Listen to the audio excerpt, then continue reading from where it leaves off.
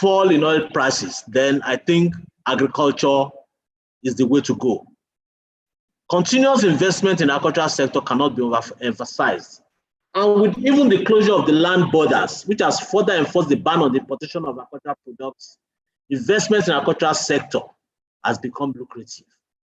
And when we look at Lagos State itself, with over 22 million people, the demand for food is becoming an issue. And therefore, we need to sustain households as well as the agricultural value chain. Lagos State has a vibrant agricultural sector with the establishment of farm settlements, estates, and government-owned farms scattered around the state. Despite the fact, due to urbanization and encroachment on agricultural land, some of the land for agriculture has reduced. And therefore, the issue is that we need to look at how we can encourage intensive agriculture. And there's a growing need to increase food production as necessitated government to formulate policies and programs to drive agricultural commercialization, emphasize competitiveness, and develop the agricultural value chain. Our vision in the Ministry of Agriculture is sustainable food production, wealth, and job creation through youth and women empowerment with significant private sector involvement. The state development plan in agriculture is to move the present local food production, as we have now, from 18% to 40% of food demand by the year 2025. We have our agricultural value chain empowerment programs that has empowered thousands of farmers, women, and youths along the various agricultural value chains. Farmers has also benefited from World Bank assisted projects to buy inputs and equipment. And we have our farm estates and farm settlements, as well as privately owned farms of various capacities of various across the state. Our vision, as you know, the vision of Mr. Governor, the team's agenda, as well as the United Nations Sustainable Development programs where agriculture and food security are very germane. Our vision is promoting sustainable food production in a healthy environment through efficient service delivery.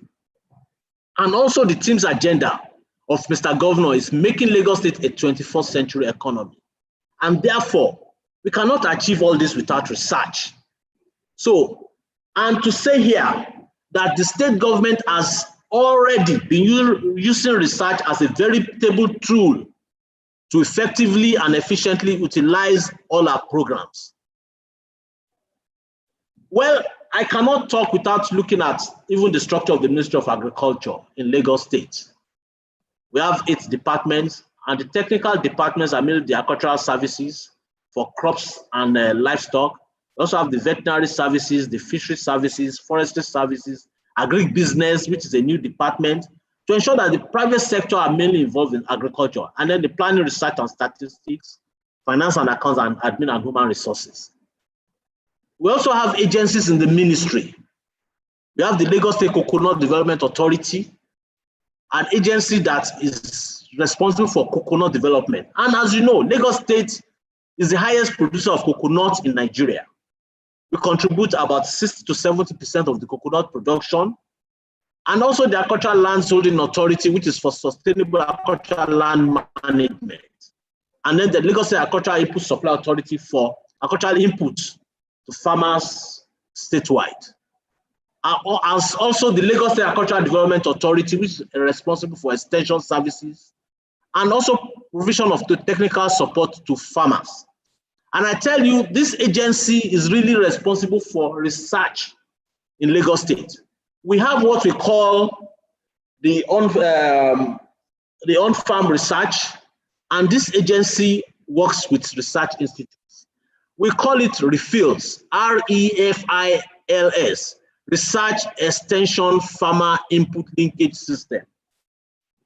This agency has been able to work with research institutes like even Lasu, like Institute of Agricultural Research and Training in Ibadan, International Institute of Tropical Agriculture in Ibadan, all institutes like NEOMA, Nigerian Institute of Marine Research.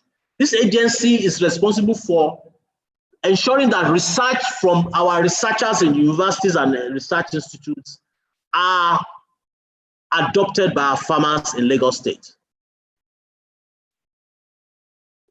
with job cuts in the workforce in various organizations after the COVID-19 pandemic, leading to high rates of unemployment. However, agriculture cannot stand alone in ending unemployment without the effective implementation of the findings of research, which must be seen and adopted in the agricultural value chains for knowledge transfer and sharing, and as an ally for ensuring that interventions are sustainable and far-reaching. Let me give you some of the technologies that we have introduced to farmers. And yes, yes, please. Yes, please use your slideshow so that your slides can be more visible. Okay. Please use the slideshow. Okay, thank you. Yes, now, sir. Thank you, sir. Let me show some of these slides to show that some of the technologies that we have introduced to our farmers and has helped in improving production.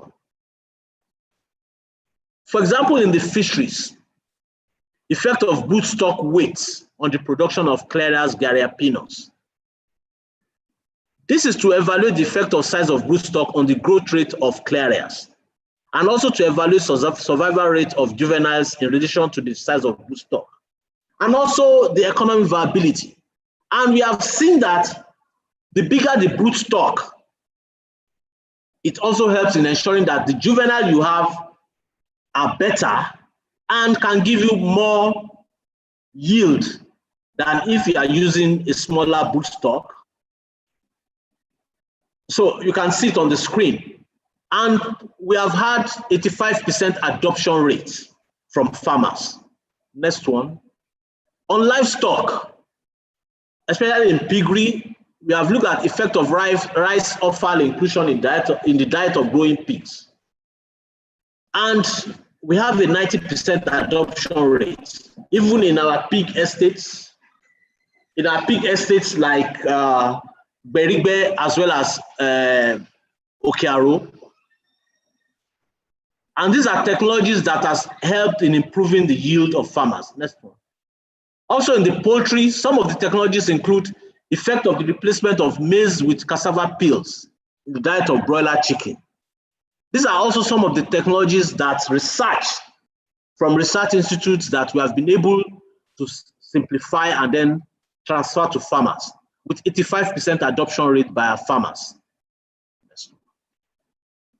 And also there are some technologies that we have introduced that we have been able to adapt to our climate here. For example, the cage and pen culture.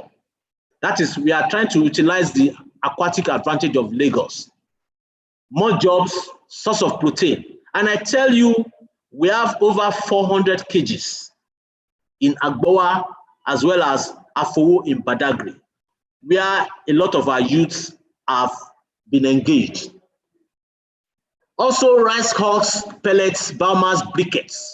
These are used as source of energy in firing some of what our farmers do, especially in the area of fish processing and so on. Rice husk is waste from rice processing and has been used and recycled into clean energy of fuel. Also, the use of fish tank effluent for vegetable farming. This is what we call integrated farming, where we also raise fish, and then the effluents are used as manure to grow vegetables. Then the fish feed extruder. Quality and water stable feed is expensive and mostly extruded and imported. And we have successfully fabricated feed extruder, high quality water stable fish feed at lower cost to our farmers. So these are all some of the technologies that we have been able to introduce. And I want to tell you, these are from research institutes. So you can see that the Ministry of Agriculture, through its research, through its agencies, has been able to collaborate with research institutes in developing technologies that we have been able to simplify to our farmers. And how do we do this? We call it on-farm adaptive research. We have what we call subject matter specialists and extension agents who have been able to do all this. Some of them you can see on the screen: cage culture, pen culture, monosex culture of tilapia. We know tilapia is a prolific breeder, and therefore monosex culture, that is just looking at the male alone so that you can have table-sized fish. coconut deshella, all these improved cassava varieties, improved maize varieties that have increased yield by over 100%. So some of the things we have also been doing is to appraise our farm estates and settlements in Lagos State in order to obtain comprehensive data on their current state production level. As well as this is necessary to know even what our farm settlements are producing and to ensure that these estates and settlements are captured even in the budget of Lagos State, as well as ensuring that they also contribute to food security and improved nutrition. Also, the rice initiative. I want to say here that Lagos State is in the forefront of ensuring that Nigeria becomes rice sufficient. We take about 60% of the over 7.4 million metric tons of rice that is consumed in Nigeria. And therefore, when you look at what rice constitutes to our foreign exchange, is a lot of money, over 364 billion naira per year. And therefore, it is important that Lagos State, as a state that consumes more rice, is doing a lot. Our strategic intervention was informed by the need to boost the farming activities of rice farmers in the state, as well as the whole Nigeria. And therefore, we are building a 32 metric tons per hour rice mill. You can see the pictures of, it's about 75% to 80% completed. This is the picture of what we are doing at Imota. It's a big project. It is even the 4th largest mill in the world, and likely the largest in West African sub-region. It's a big mill of 32 tons per hour and will employ 250,000 people either directly or indirectly. So this is what we are doing in Imota. You may try to visit and see what we are doing. Next one. Okay, these are inspection tour to the rice mill. Also, we have the agricultural value chain empowerment. And what we do in agricultural value chain empowerment is as a result of what we call research. We give out feed, we give out machines for agro-processing, fishing cleans. We give out even to butchers. We have the semi-mechanized and mechanized abattoirs. All these are products of research that we are practicalizing in Lagos State. The appeals project, which we have, is a collaboration with the World Bank and the federal government. We'll train 1,750 youths and women. And apart from that, we are also going to empower 10,000 farmers with technologies such as nipple-fitted drinkers for poultry birds, the boom barriers for prevention of water hyacinth into the cage and pen culture of fish farming, and also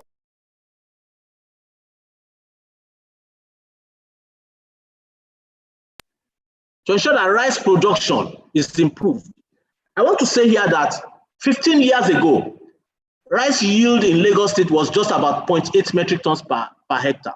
We have now done 4 metric tons per hectare. It's a result of what we have been able to do with that institute. A lot of, continue.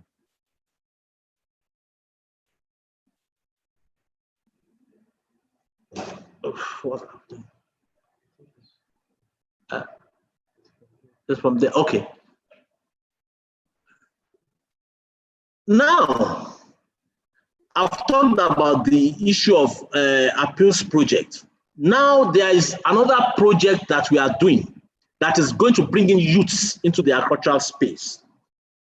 We have the Lagos Agropreneurship Program. And this program is to train and empower youths in the agricultural sector, the aquaculture, poultry, vegetable, as well as crops value chain. And they are being trained in modern methods of agriculture. And as I'm saying, 750 youths have been trained in that area. We can go back. No. Now, this is an inspection tour by the Commissioner for Agriculture on an appeals project. And you can see the rice seedlings. This shows that if you broadcast rice seeds compared to raising it as seedlings, the yield will be different because you will have more yield in this type of system. All this we have learned from NCRI, Nigerian National Cereals Research Institute, and we have been able to adapt this to our farmers. So there is a lot of things we have done in agriculture. Here, talking about these are the cage and pen culture in Agboa, Ikosi, that has been done by Lagos State, where we are used the ecology of Lagos State, the water system, to produce fish. And most of the people here are youths.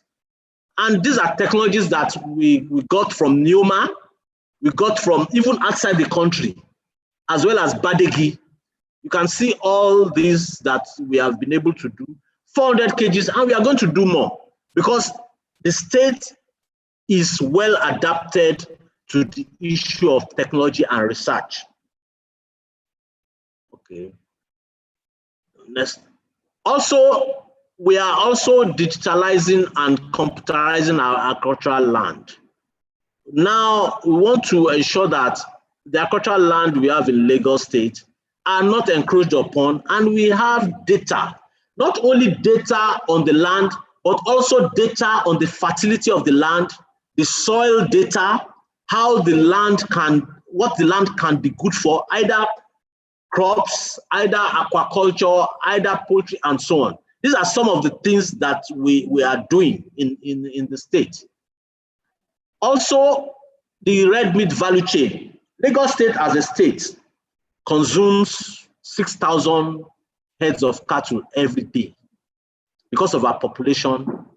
And the issue is that we need to improve what we do in the area of red meat processing so that our people can eat meat that are hygienic and wholesome.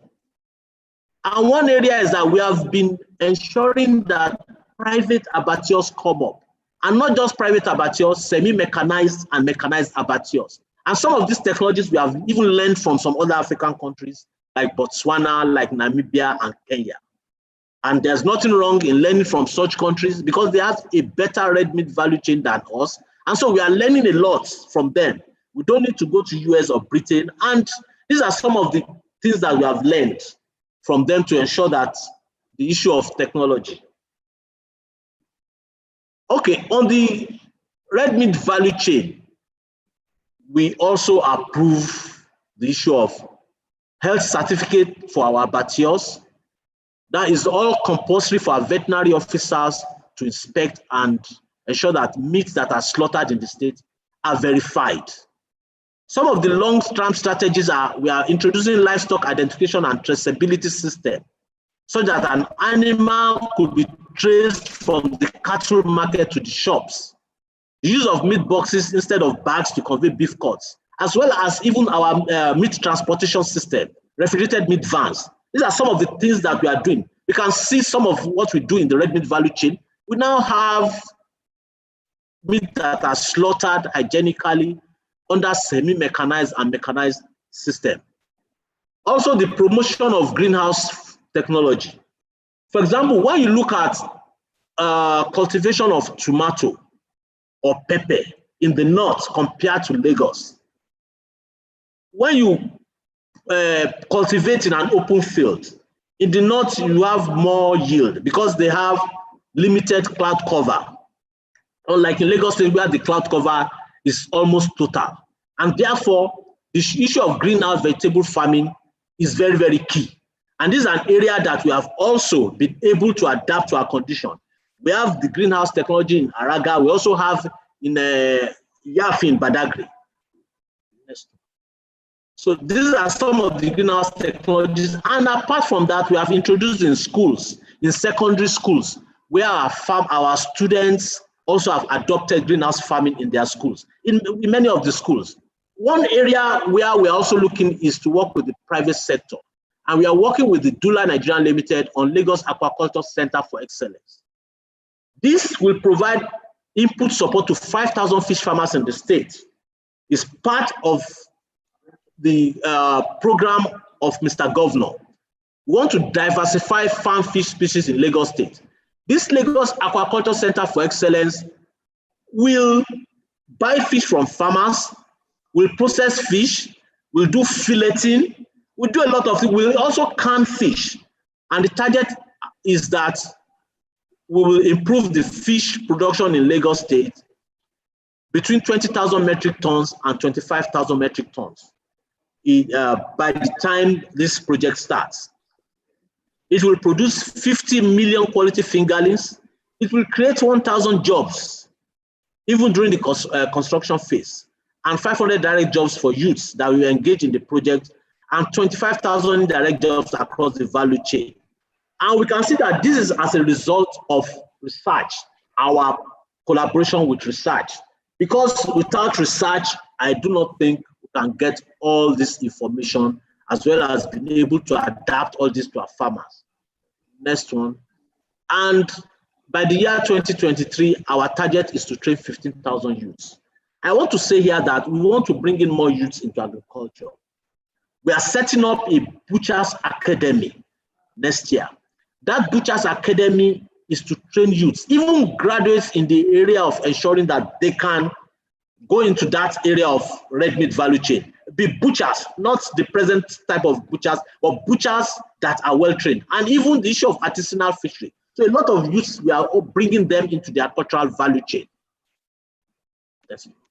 Well, we also have our 5-year agricultural development roadmap that has been developed by ministry, and some of the things I've talked previously are also part of our 5-year agricultural roadmap. Yeah. So I don't know my time, but I think maybe just go. So in conclusion, let me just conclude. Okay. I just want to conclude. In conclusion, the reality is there that COVID-19 pandemic has tested us. And when we look at what Lagos State did in the area of palliatives, we're able to ensure that over 500,000 families were empowered with food during the COVID-19. And therefore, it is very, very important that agriculture will be the cornerstone of Nigeria as well as Lagos State when we look at our population. So thank you very much. Thank you. I'm so grateful. Thank you. Okay, for your thank you, Permanent Secretary, Minister of Agriculture. It's a loaded package, and it shows what the PS has been doing with his wonderful staff. I know the only thing we can do to know that we have indeed enjoyed this session is to give PS a round of applause.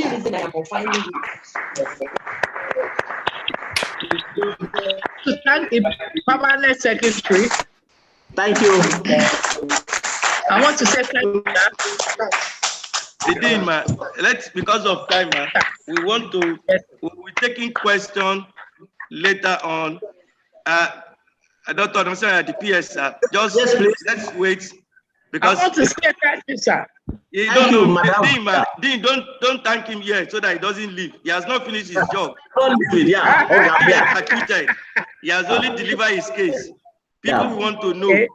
And don't forget, I'm sure the Dean has sent me a message. As we are talking, she was saying, you are mentioning collaboration. You are not working with Lasu. So we'll take that as part of the question when we come there. Exactly. So, exactly. Dear participants, I know you have enjoyed the PS. Is a world top class administrator. So, we had a slight disruption. So we want to bring back a world-class international scholar of repute, an award winner, several to millions of dollars. So, Dr. Nayak, can we have you back?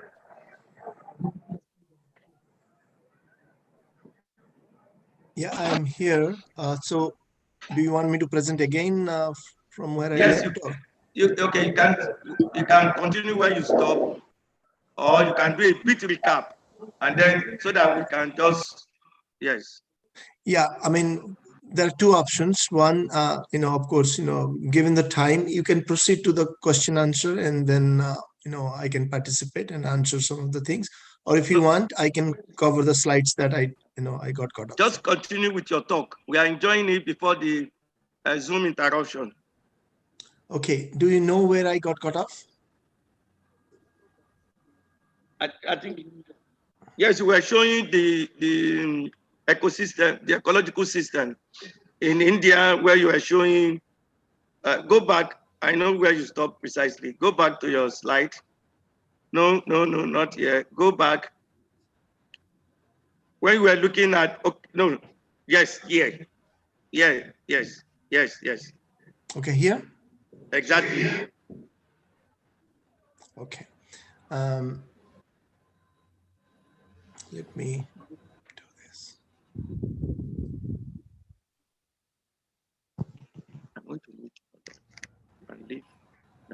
Okay, so I'll start. Can you hear me?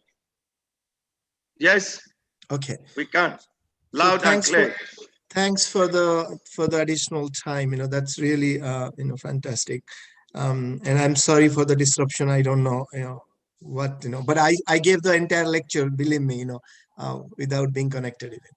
So when I was talking about how to interpret or how to understand vulnerability, I was talking about three different elements that we can use to talk about vulnerability in a fisheries system, in a small-scale fisheries system. So I talked about resilience, and then the second one is, of course, the different types of capitals or resources. And I was telling that we all need different kinds of resources to live as humans, and the systems also need that. So in that particular context, I mentioned how different kinds of capitals or resources, which can be termed as human, physical, natural, social, and financial capitals, can contribute to our understanding of vulnerability or viability. So capitals or resources enable individuals to navigate circumstances of multiple challenges. So, for example, our levels of income can determine our levels of food security. And the third element that we use in our research to understand vulnerability and viability is the material, relational, and subjective aspects of well-being. So how we determine the levels of well-being is through these ways of material, relational, and subjective, which can be material in terms of income, material in terms of resources available in the system, but also understanding well-being, understanding vulnerability with regard to relational and subjective dimension. So the absence of any one of these aspects of well-being can then lead to increasing levels of vulnerability. When we are particularly looking at COVID-19, and our personal secretary, just before me, was talking about many initiatives, but what I want to talk about here is that COVID-19 can be seen as a collective action problem. We are in it all together, but how to get out of it, or how to deal with the post-COVID impacts in the fisheries sector, could also rely on how collectively we can work with communities, with policymakers, and with other kinds of stakeholders. So then that would help us to come up with innovative mechanisms and ideas and response instruments to deal with some of the challenges resulting from COVID-19. And because we see COVID-19 as a mega driver, as a wicked driver, because it came in with multiple impacts that we didn't know would occur. So a few months before, we didn't know that this is going to come in and disrupt every aspect of our lives. And specifically in small-scale fisheries sector, it has impacted anything from people's fishing practices to incomes to their other engagements in the sector. But the important thing that is happening because of a mega driver like COVID is that it is joining hands with other drivers. I will explain that. So before COVID came in, there were other impacts that existed in in small scale fisheries. For example, people were dealing with cyclones in some areas. People were dealing with market price changes. People were dealing with some adverse policy changes in certain areas. So these are all drivers, and also resource conflicts. So these are all drivers that existed before COVID came in. So when COVID came in, it became another driver, creating a higher level of impact. So what we call in this particular situation is that a new driver comes in and joins hand with the old drivers. Therefore, they're able to create synergistic effects or impacts on the fisheries sector. So the impacts become very intense and rigid in that particular context. What it is going to lead to, and I said, a lot of my work is in the area of social science, interdisciplinary social science, and so I bring in a few concepts to talk about what are we going to see in terms of impacts from COVID.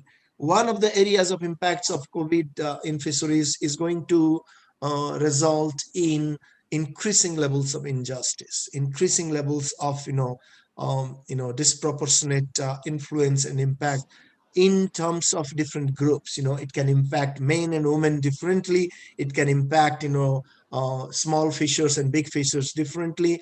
So we need to be aware that what kind of justice or injustice implications are going to result from a mega driver like COVID-19, and the impact in the area of justice going to be felt in distribution of benefits, that is distributive justice, and then in the procedures that we follow. And then it relates back to many things that were said by Personal Secretary just before me, where how policies are going to impact different people would determine the level of justice or injustice in that particular system. So distribution, procedures, and whether we can rectify some of the historical injustices, and to that extent, if at all, are critical questions of justice and injustice and equity that is going to be directly related to post-COVID impacts in fisheries sector. And then, of course, that is related to who is going to be powerful. In all adverse situations, as social scientists, we have seen that there are groups that can benefit, even if majority of the people are going through negative impacts of a particular driver. But there would be people who are going to benefit. These are people who are more powerful in the society. They have more resources, and therefore they have more control. So dealing with all of these power disparities and inequities and the politics that is going to emerge in the post-COVID period in the fisheries sector needs to be addressed. Needs to be addressed not only in practice but also at the policy and other aspects of fisheries sector.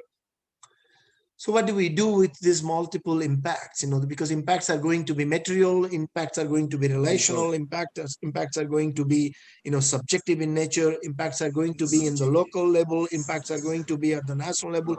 So what do we do with these multiple impacts that are going to result from a driver like COVID? So one of the ways that we look at is that it's not going to be business as usual. So we cannot just continue to do what we used to do in the pre-COVID period. We therefore need to bring out or engage in doing science in new ways of doing science, new ways of doing practice, and new ways of doing policy would be the approach if we want to address some of these impacts resulting from COVID-19 in the small scale fisheries sector. So business as usual will not work. We need to bring in innovation through new ways of doing science, new ways of doing practice, and new ways of doing policy. Three things to conclude. So what are these new ways? What are these new ways to do things in the post-COVID period? In a systems science, we always look at things that we already know about the system and also things that we do not know about the system, because each and everything that we know, also means that there are multiple things that we do not know about the system. In a system, when a system is going through this kind of pressures, this kind of, impacts from drivers, what happens is there are things that emerge, and it is known as the concept of emergence or emergent property in a complex systems science, approach. So what is going to happen is that we need to be aware, we need to be welcoming about these emergent properties. We do not say that a new thing has emerged and let's ignore it. We do not ignore it. We try to work on it because it is a new thing that has emerged. So emergent property, we're going to see much more numbers of emergent properties in the post-COVID period, and therefore all the policies, all the scientific intervention and innovation that we were talking about needs to be also geared towards addressing these emergent properties in a complex system, in a small scale fisheries, to be very specific. Then the second aspect is to how do we nurture slow variables? And we are all scientists, and we know what is a slow variable, what is a fast variable. An example of a slow variable is habitat in a fisheries system. The first variable could be, the act of fishing or the fish itself. In an agricultural system, a soil scientist would tell you that a slow variable is the soil, because the soil takes millions of years to form. But the crop that we grow on the soil is a fast variable because, it has a seasonality. You can grow crops every 3 months or 4 months or 6 months. So it is a fast variable. So what is the implication of what I'm saying here is that if we lose a fast variable, there is a possibility of repeating it. If you have a failed crop cycle, you can come back and grow the, seed it again and then grow the crop, or try to grow the crop again. But what if you lose the soil? If you lose the soil, we do not have the luxury of waiting for another millions of years to form the soil.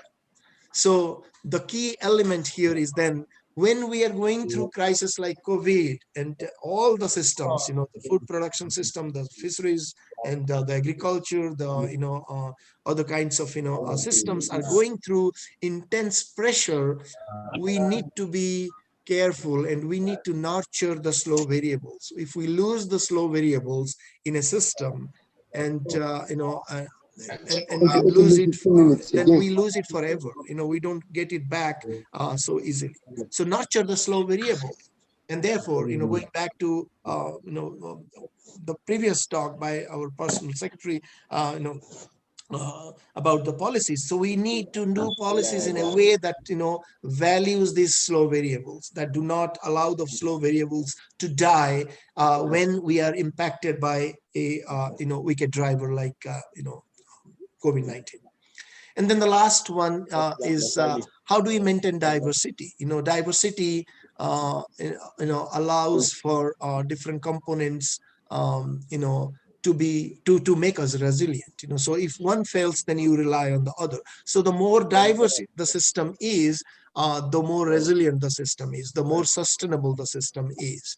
And again, we saw some of the examples in the previous talk where these multiple interventions, multiple innovations, in scientific ways, where providing the diversity in fisheries, in agriculture, there was an example of the rice, production system and aquaculture systems. So these are all elements that speaks to the diversity in a system. So diversity allows us to rely on multiple components and therefore, not fail when impacted by a mega driver. And so those are the three things that I would like to say. And then the last slide really is then how do we understand vulnerability and viability? We know that small-scale fisheries as a social ecological system is vulnerable, but it is not vulnerable, perennially. It is not vulnerable permanently. If imagine of this system, this fisheries system, if it was only vulnerable, it would have collapsed by now. the fact that these systems are continuing or able to continue tells us that they have inherent strengths, and these strengths have allowed them or helped them to survive despite multiple vulnerabilities. So then the task now, and what we are doing with our collaborators like Professor Akintola in Nigeria and multiple other countries in Asia and Africa, is to identify these strengths in these systems and identify these strengths, to work on these strengths more and more so that we can make these systems move towards viability. So from a vulnerable situation to a more viable situation through these strengths, organizing these strengths, understanding these strengths, and implementing these strengths in newer areas. These strengths are the key that can take us from a vulnerable situation to the viable situation. And and that's where we can talk about how a system becomes resilient or a system becomes sustainable in a true way. And weaker drivers like COVID and any other driver will have limited impact on the systems if we understand these ways and the mechanisms and pathways to how to move from vulnerability to viability. And I will stop there. Here is a link to our website, the Vulnerability to Viability Project. If we want more information, you can visit our website at www.vcglobalpartnership.org. Thank you very much. Please, let's give Dr. Pratik a round of applause.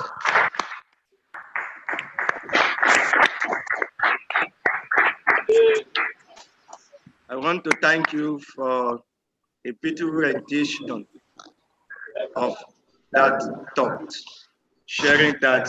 And I want to remind us that tomorrow, if you check the program, between 11 to 11:40, Dr.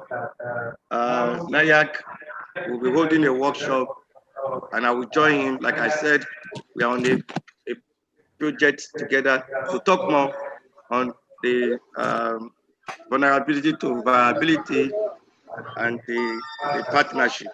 So tomorrow it will be another day.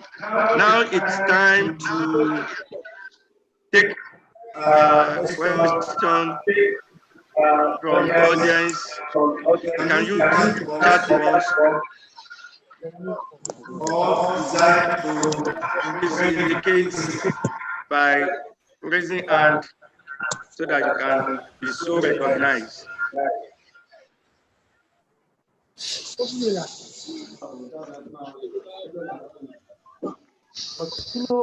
Question. Okay, let me first take the first question. We go to our PS.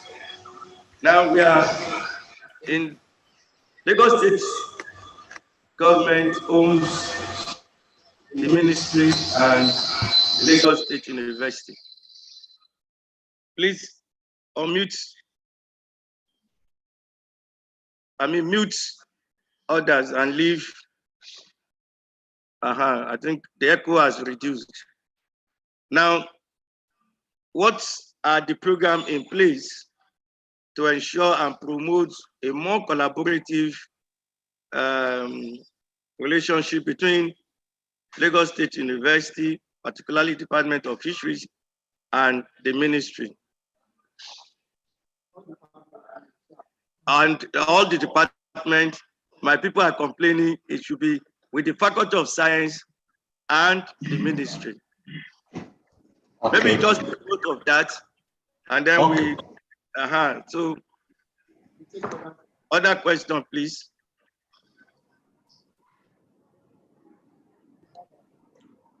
Just signify, you can signify, I can see most of us on the screen, or we use the chat box, or we use the raise your hand in the Zoom platform. Okay, I think none is coming now, so the PS can take that while we await other questions. Yeah, thank you very much. I want to say that the Lagos State Ministry of Agriculture and Lagos State University, especially Faculty of Science Faculty of Agriculture. Not that we have not been working, although it has not reached that height that we will also expect. But I tell you, I know that some of our programs, for example, in the area of fisheries, Professor Martin Anetekai has always been a resource person to us. And I want to say that here, even in the cage and pen culture that we are doing, he has always been a resource person to us. And apart from that, we have had some trainings together, especially in Araga Ekpe, as well as also in our site in Badagry. But one program that we wish that we can do is that the Lagos State University students, during their practical year in the area of agriculture, fishery, and so on, we can use our facilities for them. We are ready to work with Lasu on that. Because as of today, we are developing the Badagry Center via, as well as even upgrading what we have in Araga Ekpe.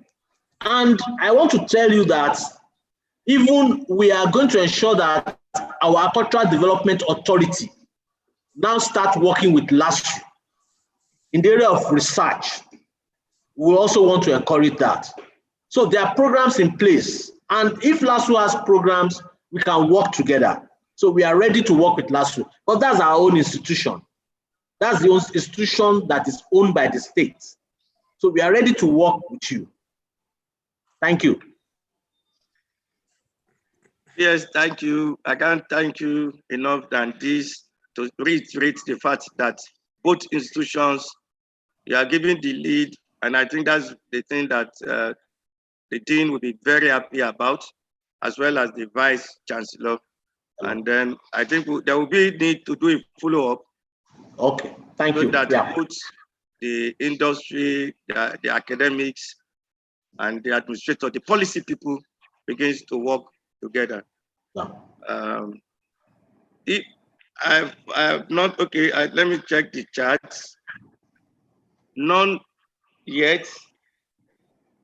So because no much question for now, I think people are willing to go back to their technical sessions. I want the dean to come up again to thank on behalf of the LUC and the Faculty of Science, our two speakers, Dr. Pratik Nayak and Dr. Nosoya, the PS, Minister of Agriculture.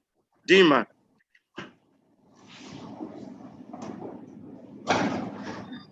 Unmute Dean.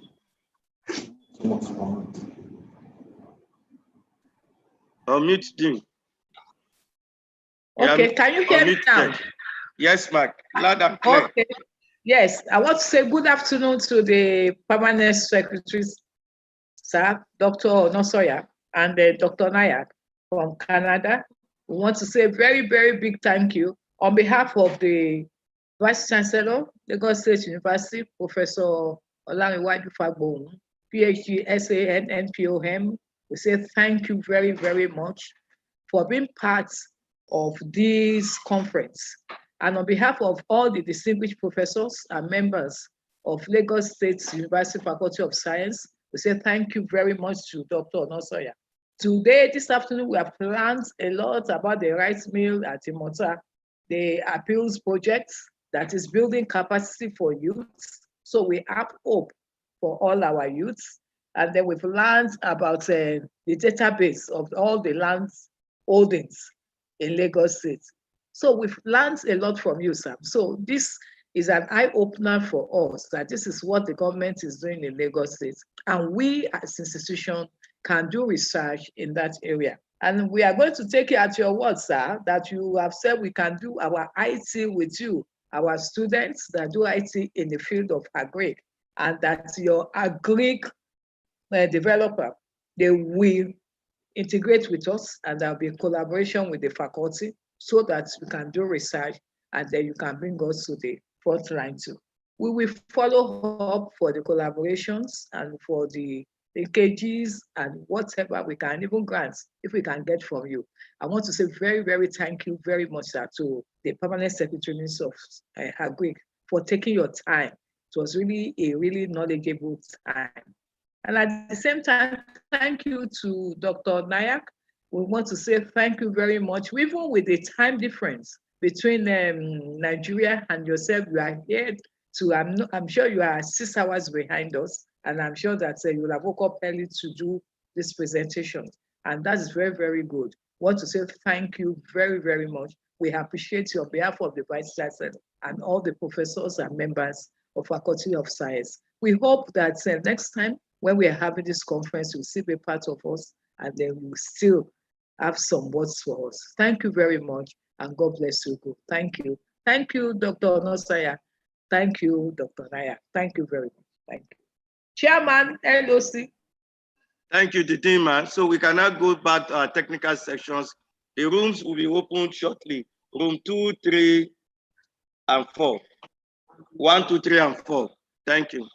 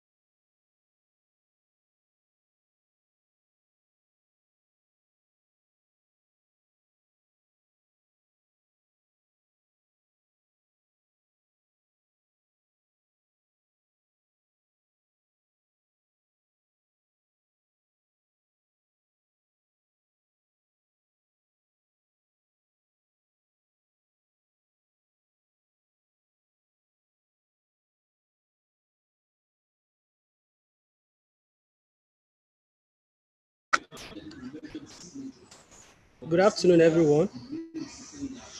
Distinguished colleagues and scientists. You are welcome to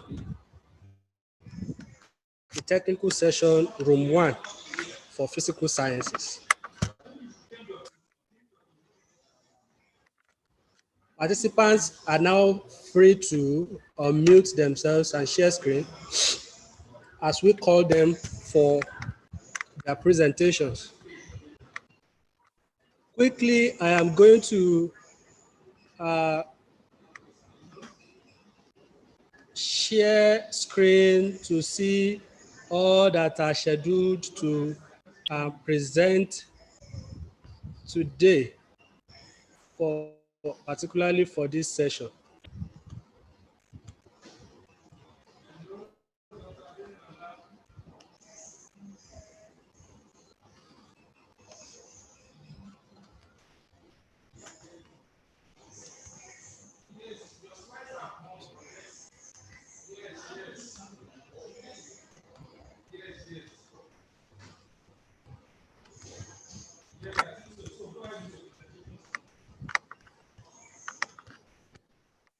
Thank you. I want to recognize the presence of the Dean of Faculty of Science in this room, and I hope we have a wonderful session going down.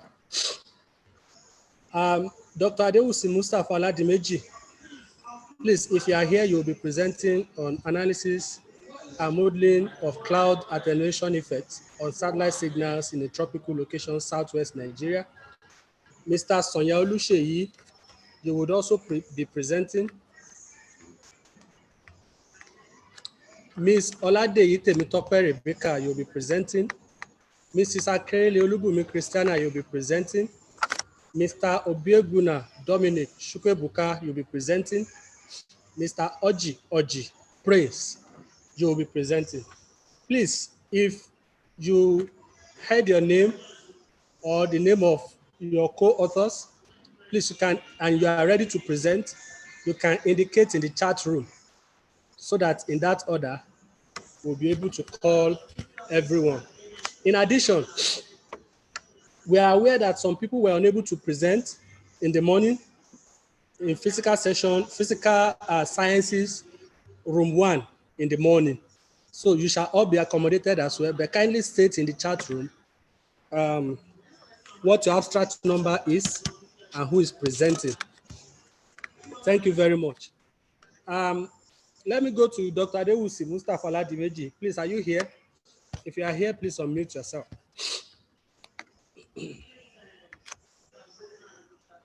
How about Mr. Sonyaolu Sheyi Michael?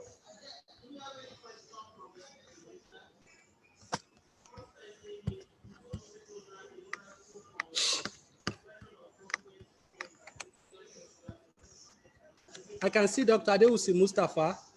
I don't know if he's ready to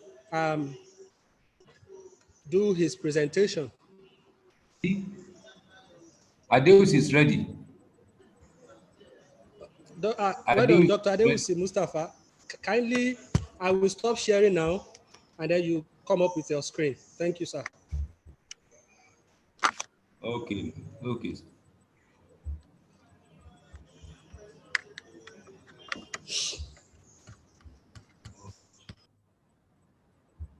Nice. Okay, can we do this? How do we get to it? Dr. Adewusi, please, what's your abstract number? Yes, my abstract number is 0073. Oh, so we do not have My it abstract uploaded. number is 0073. We do not have it uploaded, so you will have to share screen. Okay, thank you. Let me please find out how to do that. My screen.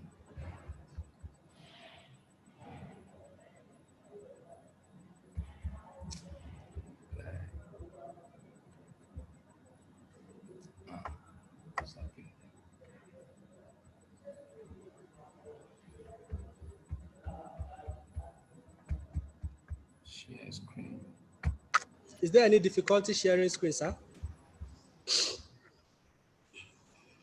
I'm trying to do that. Oh, yes. No, not this screen. You have to share your PowerPoint slide. It's your browser that you just shared, sir. Oh, can you see me? Oh, okay.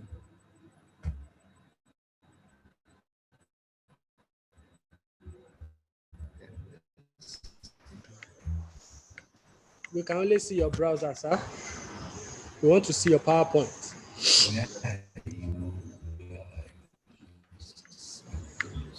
Can you stop sharing this current screen? Click on stop sharing, stop share.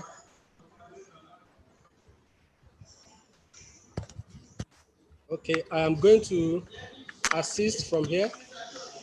Can you see me? Can you see my And screen? then stop share screen. So you can reshare your screen now.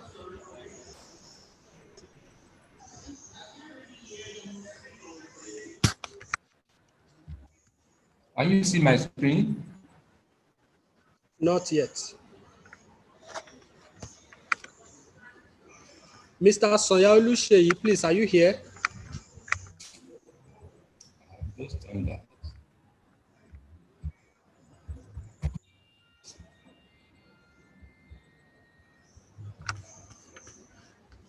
Please, can you see my screen? We still, okay, it's coming up. It's yet to come up.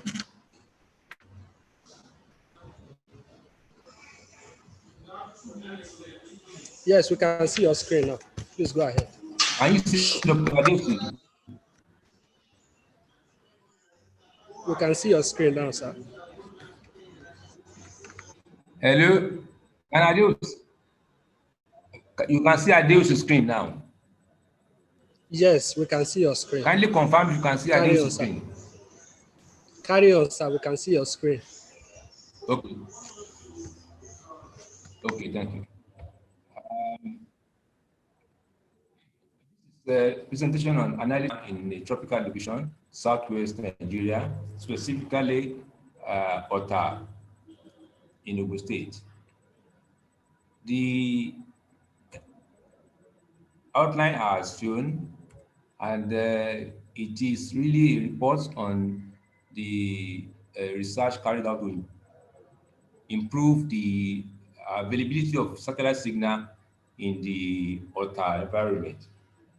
The research was stationed, research station is actually Covenant University, Ota, Ogun State.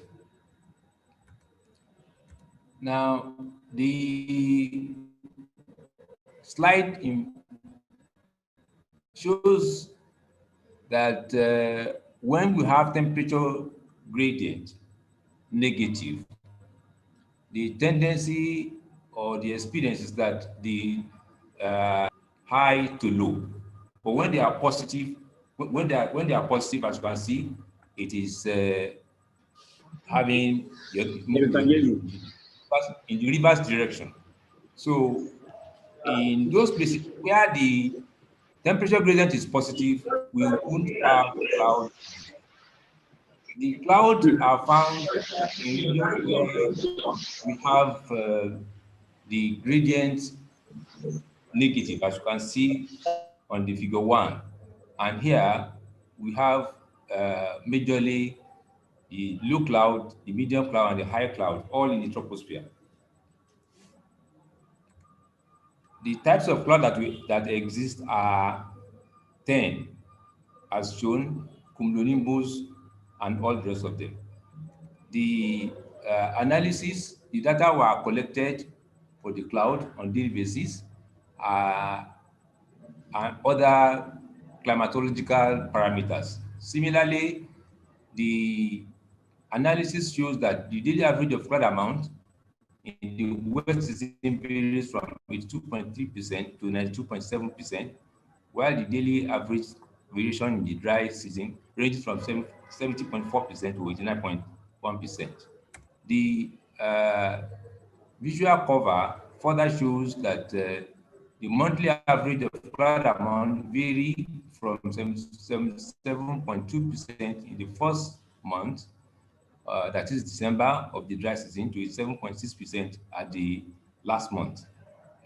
This can be seen in the cloud profile that is shown here in figure 3.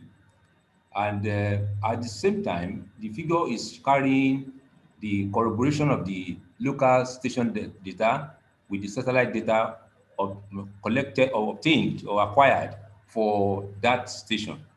We have for SRV satellite, the CloudSat, the Calypso, and all that. All of them shows consistency in the variation through the uniformity of their pattern. The satellites that were collected are majorly the A-train satellites shown by figure 5. And similarly, the analysis of the satellite data corroborated with the ground data through the variance and the correlation calculated can be seen clearly to be positive and very close to 1. The radiometric data were collected using the figure 4 schematic setup as shown. The beacons are sent through the satellite via the outdoor unit and are recorded by the indoor unit. These were taken every minute of the day for a period of about 4 years. Now, each of the years spectrum analyzer data were plotted as shown, and their integrated version were also plotted, which can be seen to be in the block form. The rest are dotted. This integrated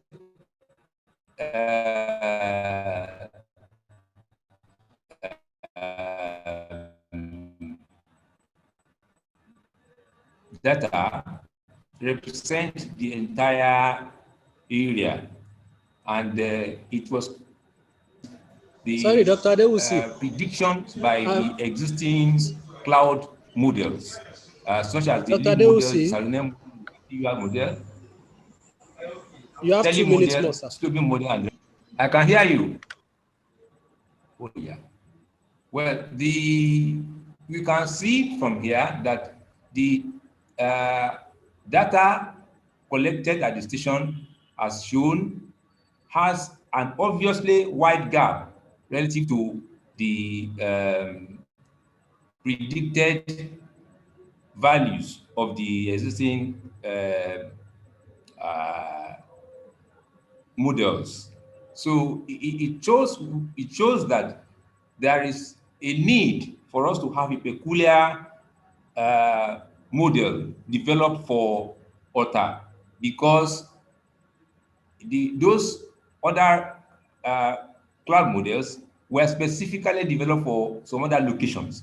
And we have got corroborations that confirm that the results obtained for that location is correct by the Mandip and NASA in 2008, and similarly by Yuan Li and et al. 2017 as shown. Now, the analysis of the modeling was carried out, and the model that we obtained for that region is as shown. That is by equation 2, which is here. Having gone through a series of simulations using the algorithm that was developed for that purpose, and finally, that result has been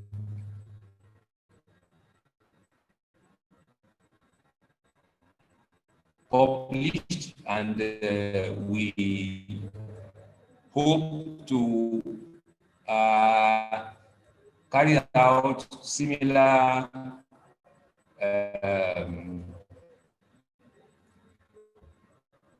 work for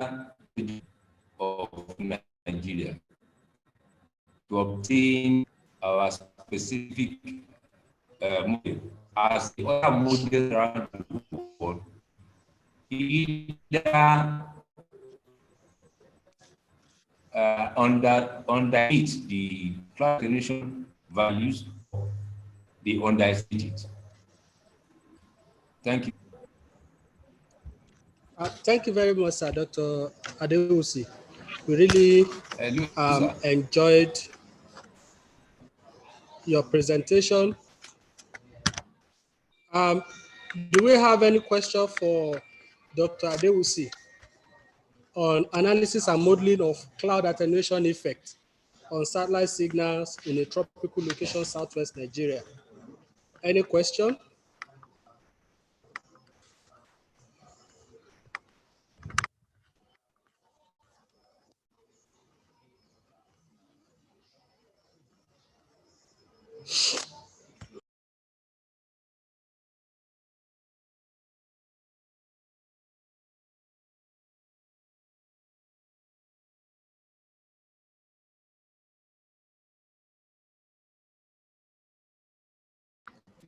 Can we all hear me?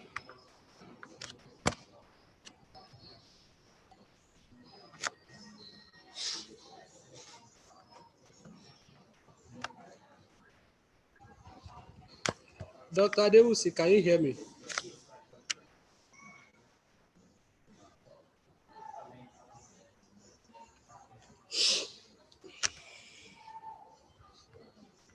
Oh, okay.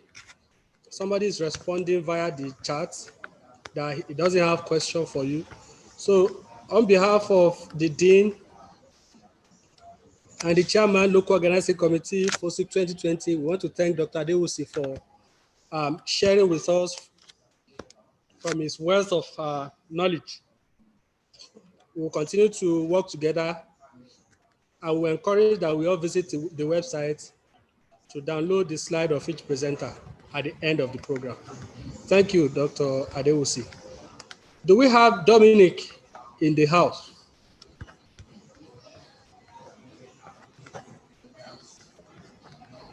Yes. Well, are you ready for your presentation, sir? Yes, I'm ready. Okay. Can you share your screen? You have 5 minutes. Okay. All right.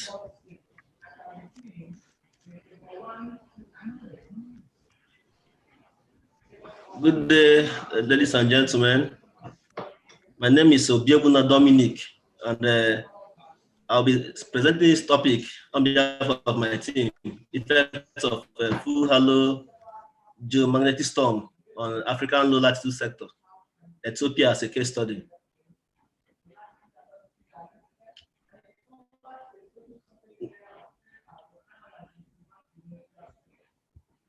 The outline of okay, yeah, better.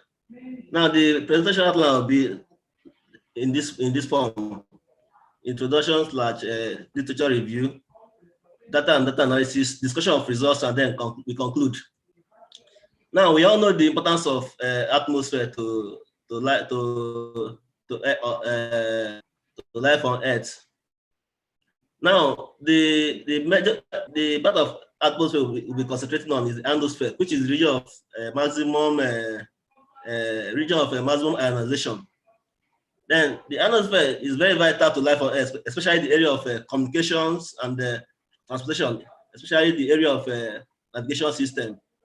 Now, the sun and its environment modulate the activities of the sun and its environment modulates the ionosphere in the sense that during high solar activities, particles, energies, and momentum are released into the Earth's magnetic field via the solar wind. Now, when this happens, there is a variation or a disturbance in the H component of this magnetic field, which results to geomagnetic storm. Now, this storm has effects on ionospheric parameters like the total electron contents and the electron temperature, etc. Now, geomagnetic storms are been defined as consequences of change of causative agents originating from the sun and evolving into effective solar wind streams towards the Earth space, according to Zhang et al. And Goswami.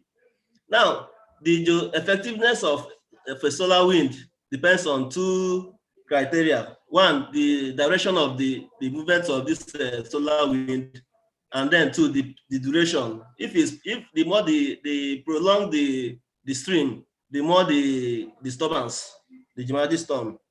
Now, storm, geomagnetic storm. When I say storm, I will be referring to geomagnetic storm. Let me be able to cut it short. It's classified as recurrent and non-recurrent.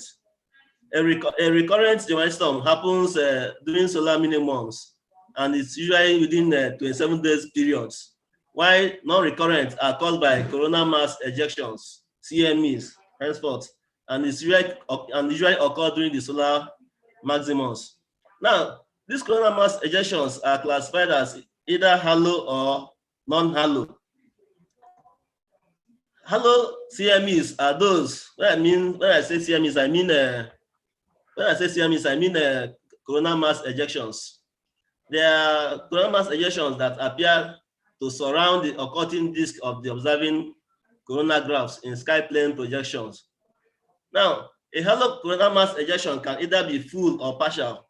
It is full when the apparent width is equal to 360 degrees, while it is partial when the apparent width is in between 120 and 360 degrees. Now, DST is index used in quantifying the geomagnetic storm, and it represents, or rather, it's proportional to the kinetic energy of particles present in the outer radiation belt. This according to Gonzalez et al. Now, DST is measured in nanotesla. Now, like I've said before, storms usually cause spatial and temporal variations of ionospheric parameters like electron contents, temperature, and electron densities. Now, total electron content quantifies the ionosphere at a time, and it is measured. Is a measure of the amount of electrons along the line of path, along the line of sight of a signal from satellite to the receiver. It is measured in tech units.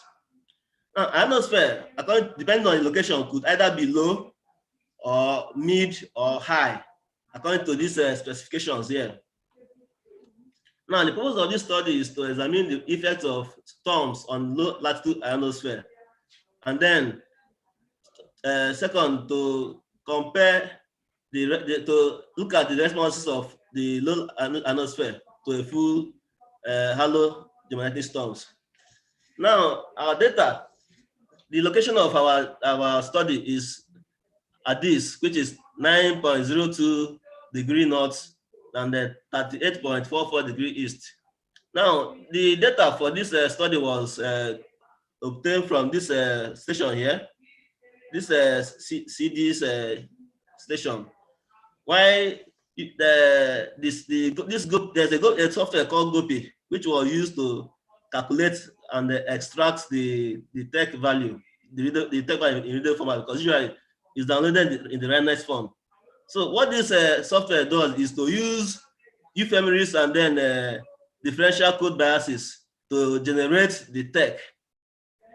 Now, the DST index was obtained from the World Data Center for Kyoto, Kyoto, Japan. While the other components of solar wind, like the magnetic field components, the solar wind speed and proton density, were obtained from the 8 satellites. The electric field component was calculated using these parameters here, and using the equation using equation 6. Please try around us, sir. Equation 1 and 2 shows it was used to generate the tech data, while 3 shows the variation in tech from between the quiet and then the storm time periods. Now, this is what the plot looks like. This purple plot here represents the proton density influx, while this VZ represents the disturbance in the magnetic field. Then if you watch this red, somehow red plot, you see that it's exactly opposite to this, but then in opposing directions. It's the same thing, but in opposing directions. Now, this plot here represents the storm. It represents the storm, and from this information, you can see that this storm started gradually from 0 and then started dipping from around 7:00 universal time. Now, the storm lasted between 22nd and 24th of June 2015. It started gradually, like I've said, with a distance with a DST value of 8 and got to its minimum DST value of 204. This recovery time condition was gradual and constant and lasted for about a day or thereabouts. Now, let me go to the results of the. Now, from our study, we were able to ascertain that local time has effects on variations of total electron contents. For instance, the storm was recorded in the afternoon time when ionization is usually high, and then the prompt penetration electric field was stronger. You know, this prompt penetration electric field travels from the west to the east during the day and the reverse is during the night. So this movement now causes an enhancement in the fountain effect, which in turn enhances the electron contents. Now, the location and latitude of occurrence from previous studies shows that the electrodynamics at various latitudes are unique and distinct. And because of this location, the effect of the total electron content variation in a low latitude station cannot be the same as that in a high latitude, high or mid latitude stations. Thank you very much. Thank you, sir, Dr. Dominic. We really appreciate your presentation and the great work that you have done. If there is any question, please either raise your hand or indicate in the chat section. I can see Ciota Nigeria that is being used by our host, Dr. Enikome. I want to welcome you sincerely to this meeting. And I want to plead that you take over from here, sir. We still have some presentations to go. You're welcome, sir. Thank you very, very much, Mr. Alabanjo. I am sorry, very sincere apologies. I had a little network problem, so I had to change my location. And of course, you see that I'm coming in with another device that does not show my name. And I thank you for holding forth. I have to just take over from there, but I'll just appreciate it if you can just tell me the order by which you have agreed upon so that I will not be changing anything that is on ground.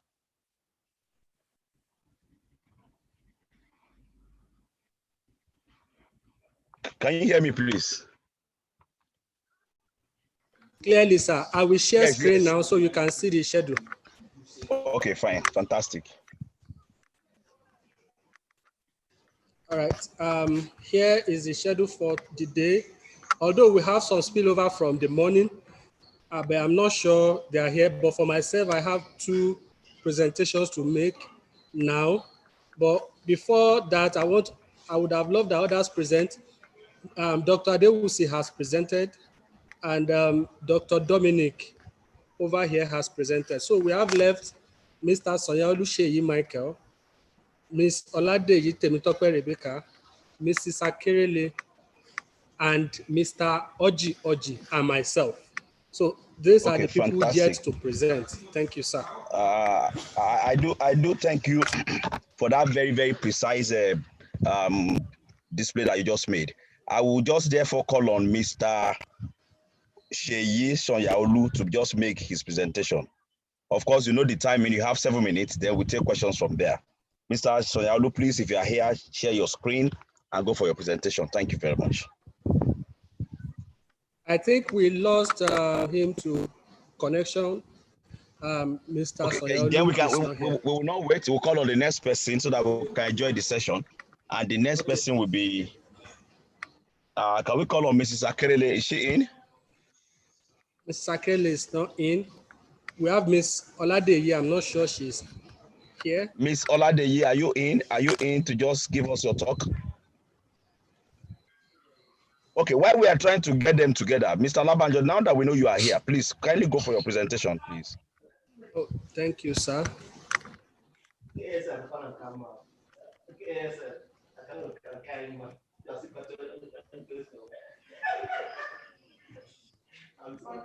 I'm trying to share screen.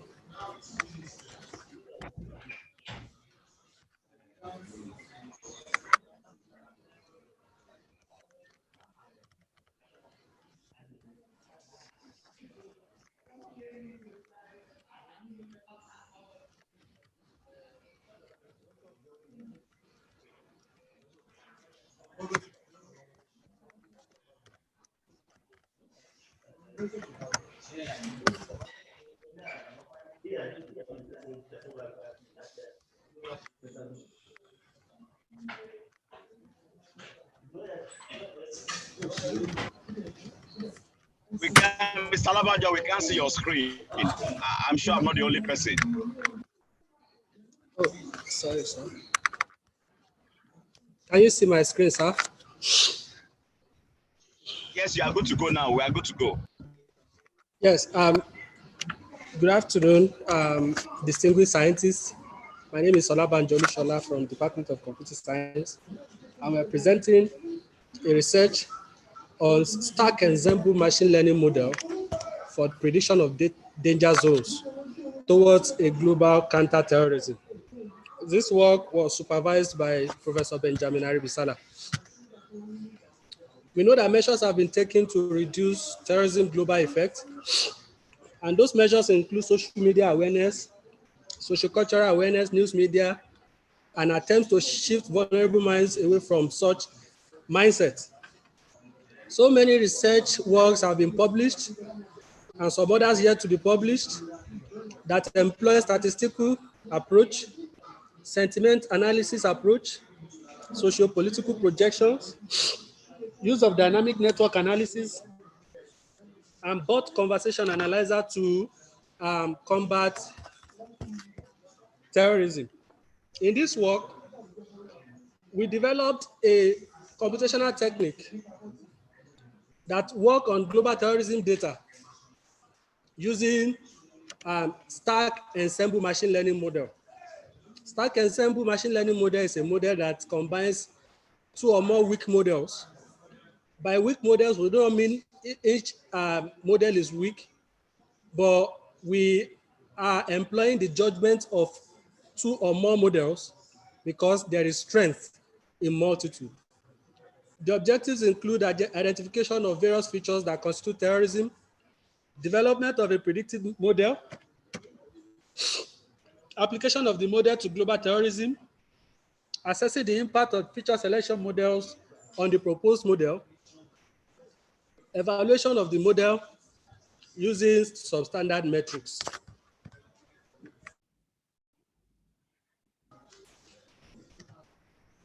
Methodology, we first did a systematic search and review of relevant literature. We gathered terrorism data, which consisted of 181,691 instances of terrorism, and it has about 139 features. We did some pre-processing and feature selection,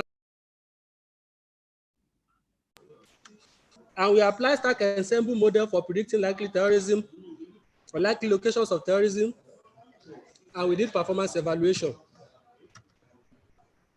Like I said, several works have been done related to GTD. Some of them used features such as terrorism, the kind of terrorism, the terrorist group involved, rate of recruitment, quantity of, lives lost, properties damaged, and the rest of them. But we discovered that there is a gap, and that gap is that possible location of terrorism attack has not been identified or has not been predicted using machine learning. Techniques have also been used: naive-Bayes model, k-nearest neighbor, support vector machine, decision tree, random forest, k-means. All of them have been used in the analysis of and prevention of terrorism. And we discover that authors have not applied an ensemble model in the analysis of this data we are talking about. This is our schematic model. We collected the data, we preprocessed it using cleaning, label encoding, normalization, and duplicate removal. We did feature selection, after which we divided the data into training and testing data. We passed the model into SVM and KNN, and we did model evaluation. And this is the result given us by the right. When we used the model using chi-square feature selection, we got an accuracy of 94.17. When we did for information gain selection, we have accuracy of 97.34. And when we did for combined selection, we have accuracy of 97.81. People might think that this result is minute, but it means life. Because, I mean, the difference between these two results, this is because we want to reduce terrorism to the barest minimum. Now, if you look at the execution times, we discover that the combined selection gave us higher accuracy with less time when we apply the model using the combined selection. Our focus in this study is to develop, or was to develop, a computational technique. And we discovered that accuracy, precision, sensitivity, and specificity have been promising in this data, in this global terrorism data. The main strength of this work is the use of machine learning in the prediction of location in which a given terrorism incident can occur. And this is not reported in other literature. Thank you for listening.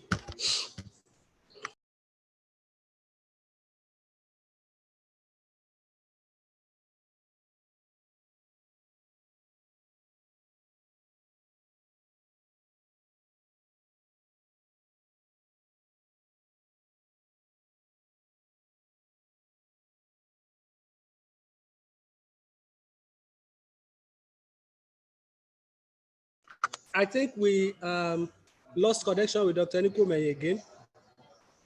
Oh, I'm back here. Sorry, my network timed out. Thank you very much. I had you to the area when you were presenting your results. That was a very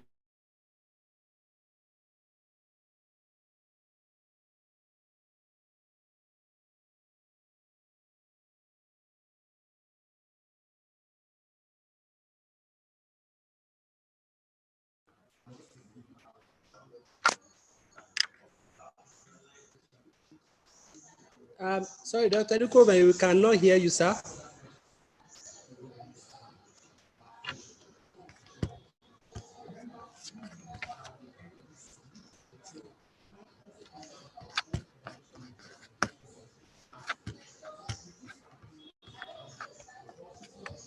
Sorry, if there is any question, please let's indicate in the chat room, or let's do that by raising of hands.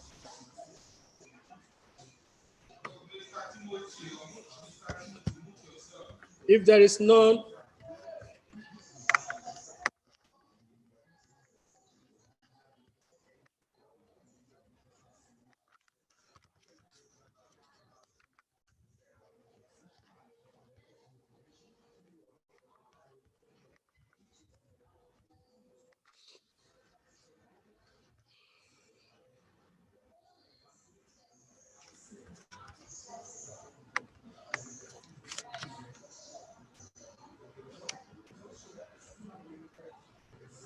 sorry, is there any question?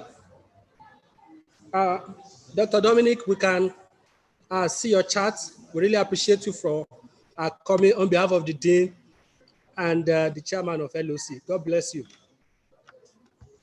Thank you very much, sir. Have a nice time. While we wait for Dr. Nikume, I will quickly share my slide for the next presentation.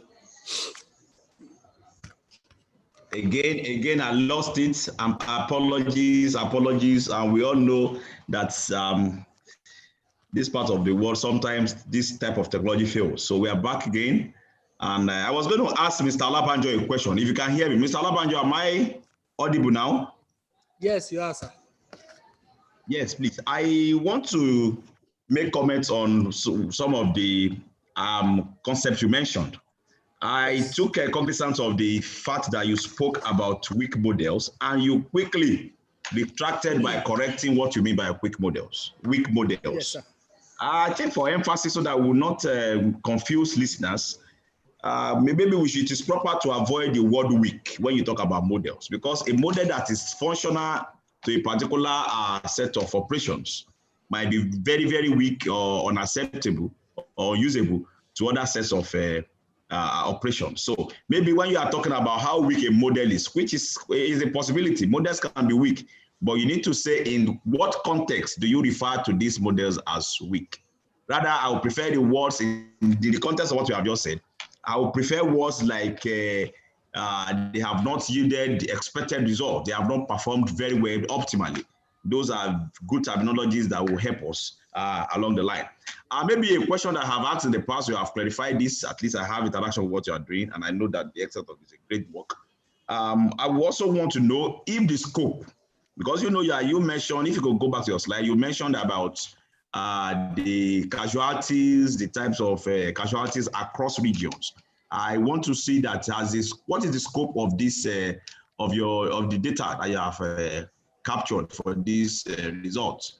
The data you collected, what is the scope and how is the distribution? That's number one. Let me ask the other question so that I can take them together. Secondly, let me ask the other one so that you take it together. Many non-computer scientists still believe that statistics will perform optimally well if well applied to the right set of data and if the appropriate questions and schemes are well defined. What will you have to say? Because I know that one of those contents you showed us was that in the past, statistics have been used, but you have the opinion that they were not given optimum results. So what will you say has been a reason for this not having optimum results from the acceptable use of statistics? So thank you very much. All right, thank you, sir. My HOD and chairman of this session. I will want to answer based on my understanding. First, on the weak models. Like I did say, we are not saying the word weak to show that the model is not acceptable. We are saying it is weak because it is better when two persons or more take judgment on a matter than one person. And it carries weight when we have more judgment on a particular matter. In the world of prediction, in the world of machine learning, we have found excellent models. Deep learning is one. Maybe convolutional neural network is one. But we are saying that researchers have combined the judgment of two or more models together, to make a higher or to achieve a higher accuracy, a higher AUC, and a higher recall. So by that, we mean if two of them can perform better, one will be called weak. Although I want to concede to the fact that the word weak is also appropriate. And so we can call it models that have not yielded adequate results. So we are fine to combine two or more, and we are okay to also adopt that term you have just given us. In terms of the scope of this work, we have been using global terrorism database, which reports instances of terrorism that have occurred all over the world. And it consisted of 181,690 instances of terrorism across the world. I know you have co-supervised me on this work. I will still explain over here that the first step towards localizing this result is making sure that our model performs better on the global scale. So our scope in this work is the global landscape. I'm not able to show much of the graphs, much of the maps here now, right now, but the future work is to localize this to Africa and to bring it out to Nigeria so that we can bespoke the results and it can also help policymakers. Thank you, sir. Mr. Olabanjo, thank you so very much. And I think answering the question, you provided more insight, and I'm sure listeners will be able to take one or two things home. I agree with what you have said. It is in order, and I only hope that this work continues to be expanded so that the whole world can benefit from what you are doing. Thank you very much. Do we have any other question for Mr. Olabanjo? It's as if the other two speakers are not in, or if they are in, they should signify their presence by raising up their hands, please. If they are not in, I can make presentation for any of them. I can make presentation for any of them if they are not in, so that we can just fulfill our session. And I'll be happy to do that, but I don't have their slides here. So I don't know, maybe the Secretariat has their slide.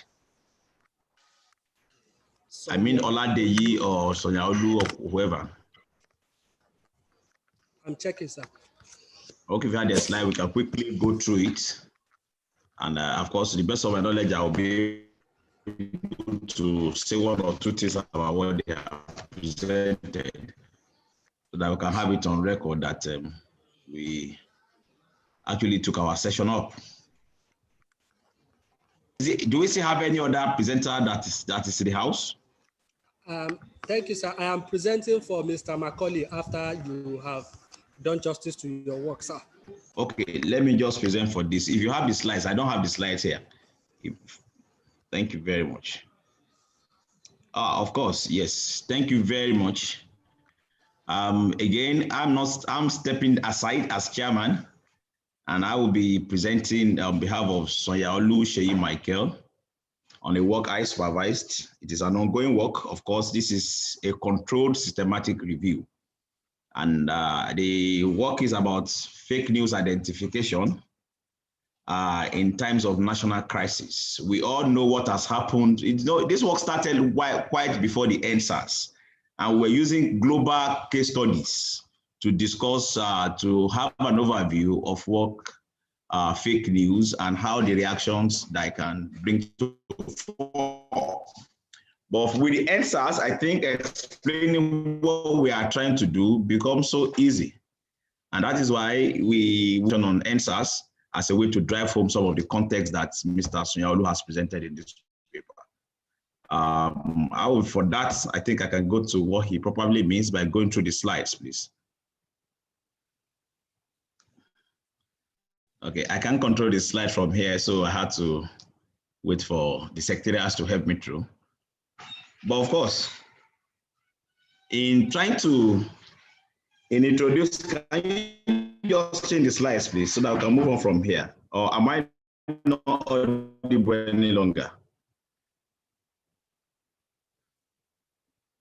Oh, I think I have lost connection. Have I? Can you hear me?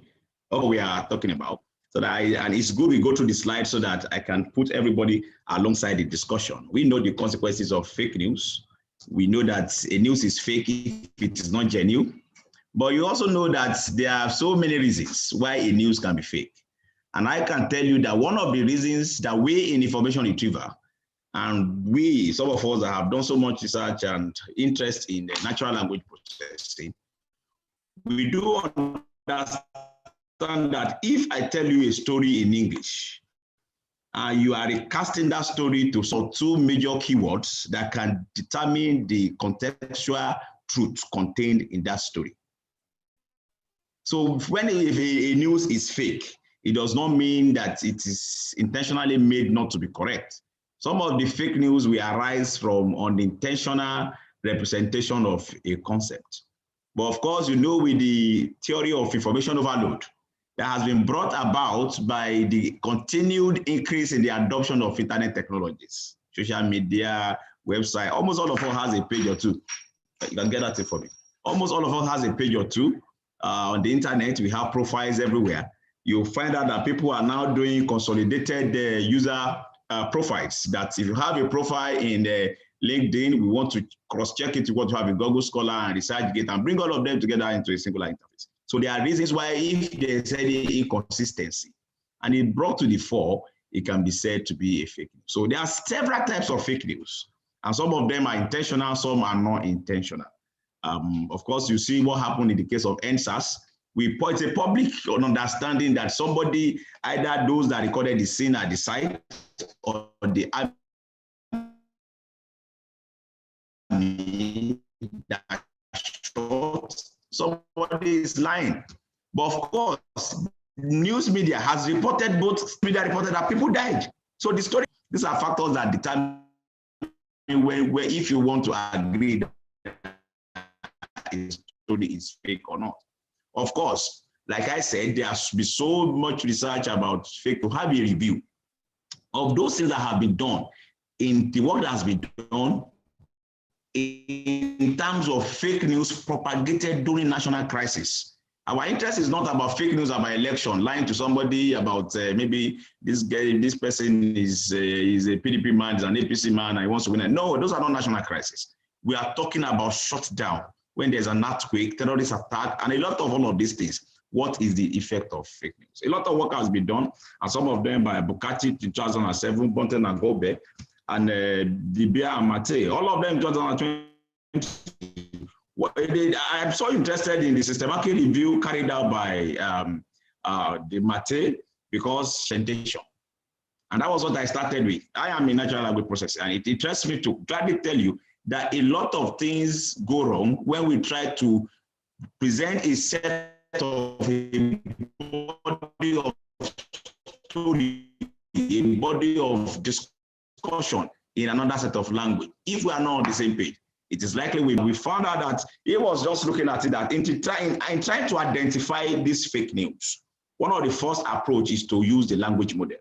The language model is a very fantastic model, which is can also be said to be an ensemble stack model because it has a lot of other models clustered around it that can be used to implement it. And because what it does is that it helps you to understand the context by which this fake news, the rate of propagation of this fake news as parameters can be used to identify if this news is fake or not. Knowledge-based approaches and several other hybrid approaches have been used. And of course, all of them are aimed at trying to get a body of text to say that this body of text is true or false. And let me tell you, for listeners that might not even know the context of what we are talking about, what we are saying is that if you receive a mail, it is not a magical stuff. You will receive a mail today. You want to have a system that will just prompt you that this news contained in this mail is fake. When you receive a spam mail, your Gmail or your mail server tells you, your mail client or system tells you that this email is suspected to be spam. There are algorithms that determines when it's fake, a mail is spam. All of these algorithms follow a set of instructions. If it's a criteria and you tick, and it meets up those criteria, it flags you as fake. Otherwise, you are good to go. So this is what we are just trying to do in trying to oversee what has been done in the areas of identifying fake news. Of course, the problems involve with what you have said before, misinformation and the rest of that. But of course, we can go on. So the problem of fake news still continues. And maybe that slide should have been updated to even end SARS and not civil war. So we know the aim. We want to report what has been done, especially in the areas of the model. And the emphasis is that we are using Twitter. Coincidentally, we saw the role Twitter played, and I'm sure that even we have read a report recently that said that more than maybe 15% of the users in the current time created a Twitter account in the last 3 months, which shows that the answers and the COVID-19 pandemic has actually pulled people into finding news and the shortest possible social media platform as possible. So we look at the objectives. We say that, okay, let us look at what the papers has reported. We will identify and screen them and determine which one. And we now try to identify the key models that are efficient in fake news identification. And the reason for this work is that you want to tell a new researcher, you don't need to worry so much. Go and look at this paper that have done a very fantastic review. The paper will tell you the models that are weak, models that have strength in appropriate, irrespective of the way you want to, models you can use in.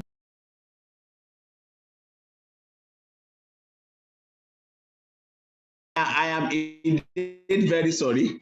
Internet is messing me up. I'm indeed very sorry.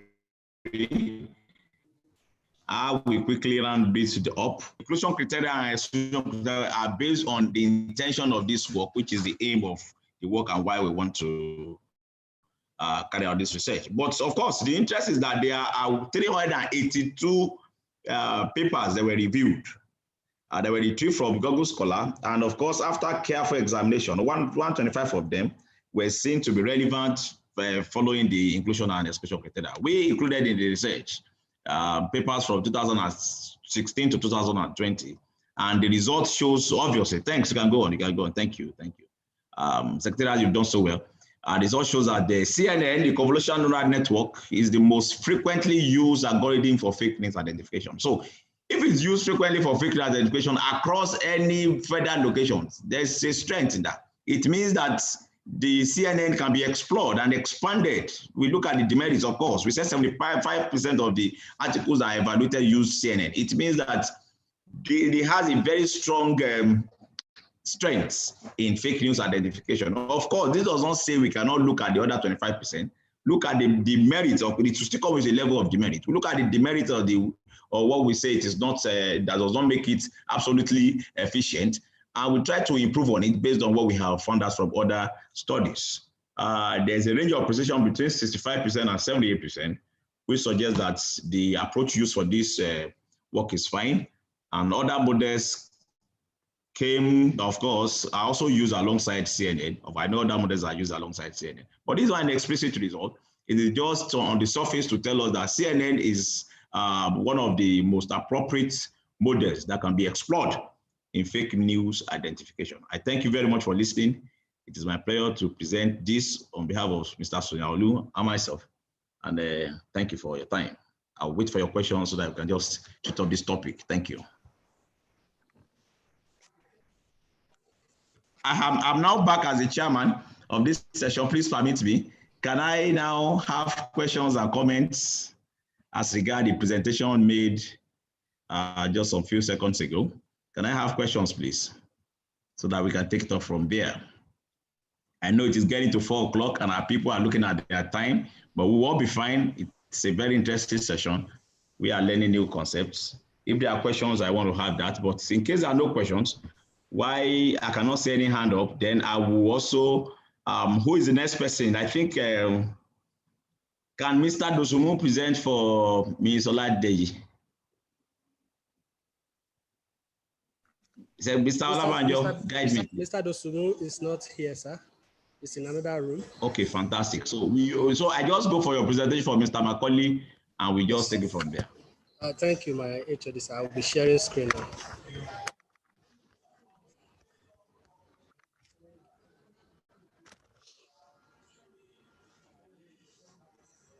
Can you see my screen, sir? Perfect. I can see your screen. Great. Thank you, sir. We are working on breast cancer risk prediction in African women using random forest algorithm by Macaulay, Professor Aribisala, Akode, Akinwesi, and myself. Breast cancer is a major cause of fatality among women in the world. And of all 1 million new cases reported every year, 500,000, 50% die. Deaths due to breast cancer can only be reduced if early diagnosed. And as computer scientists and researchers, we believe that computational models are invaluable to breast cancer risk assessment. This is an image of mammography and breast cyst and tumor. We can see the cyst in between, and we can see the tumor somewhere here. The aim of this study is to develop a novel breast cancer risk assessment model that addresses the peculiarity of African women. The prediction model is to be developed using random forest machine learning technique. Data. We collected our data from 180 subjects, evenly balanced, of 90 malignant and 90 benign, containing 25 identified risk factors. We perform feature selection on these risk factors by first pre-processing and doing feature selection using chi-square, mutual information gain, and Spearman's correlation. We divided our data into training and testing, and we did 10-fold cross-validation to make sure that our data is not biased and there is no overfitting. We divided the data into 70-30. This was the value, the ratio was experimentally chosen. We did that when we obtained the optimal result at the 10-fold cross validation. The result shows that we have accuracy when we did feature selection of 98.3% and without feature selection at 91.67, sensitivity of 100 for feature selection and of 87 without feature selection. We discovered that the specificity are same for both feature selection or feature selected data and the one without. The AUC, area under curve, was 98%. And in the end, what we want to discover is that are there features that directly relate to breast cancer risk in women. We discovered 5 of them. The first and primary one was family history of breast cancer. Is there anybody in the family?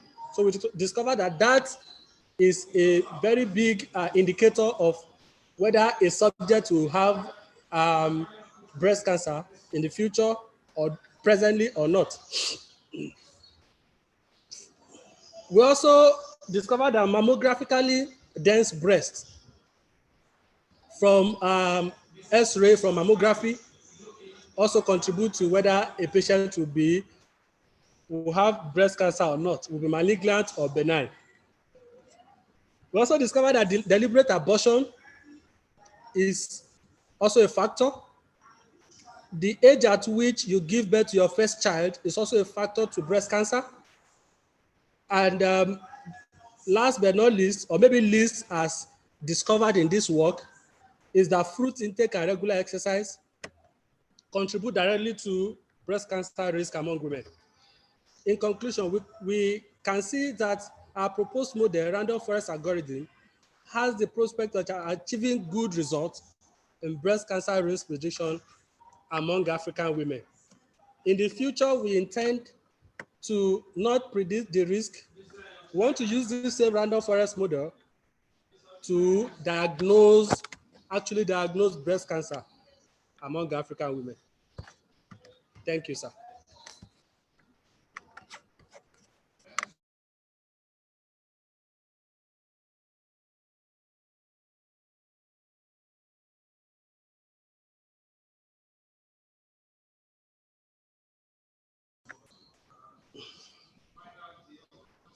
Dr. Nkwame is off the room already. Maybe he will join us before we leave. Is there any question for me? Nobody is indicating and there's nothing in the chat. If there are no questions and there is no one to present, I want to thank the Dean of Science for staying with us to the end.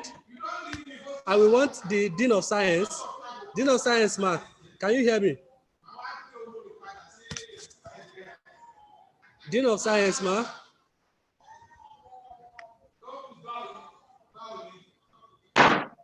We are about concluding the session and we will just appreciate that you officially disclose this session till we meet tomorrow by 10 o'clock, by 9:30, sorry to say. Yes. On behalf of the Vice Chancellor, Professor Lanre Fagbon, PhD, SAN, and POM, I want to say Thank you for all the participants, the chairman of the technical sections, and those who are hosting us on this platform. That we have really learned a lot this afternoon, and all the deliberations I feel we are going to have what do we call it after, so that we can all look at it and then the way we move forward. I want to say we should have a splendid evening, and then tomorrow, please let's come early so that we can start and finish the conference on time. Thank you very much. God bless you. Thank you, my dear man. Let me reiterate that we are resuming here by 9:30 for the first technical session tomorrow. Please be present so we can have a wonderful session with all our presenters. And we'll be having a workshop tomorrow as well, which will be the last day, the 4th of December. We really appreciate your presence, the DIMA, and all of us that have stayed with us to the end of the program. Thank you, and God bless.